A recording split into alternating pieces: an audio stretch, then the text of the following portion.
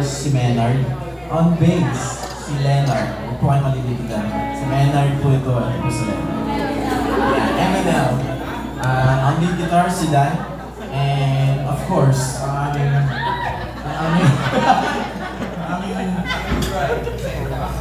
center of attraction, pinakamahal na drummer na sila.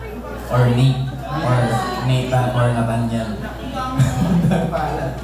So yun, once again, we are so maraming salamat po sa Bottoms, maraming salamat sa Silence Anthem, maraming salamat sa Autotelic, ito sila, nakakilap sila ng picture. Ayun, ano pa, maraming salamat po sa inyo, sa mga tao nandito. Saka daw po sa bilas na yun. Sa kanya, saka yung wala po interpreter po. Ako yung tiga-balibo. So, for our last song, simple lang ang meaning nito eh. This song is written about fighting for something. Oh, nawala yung mic.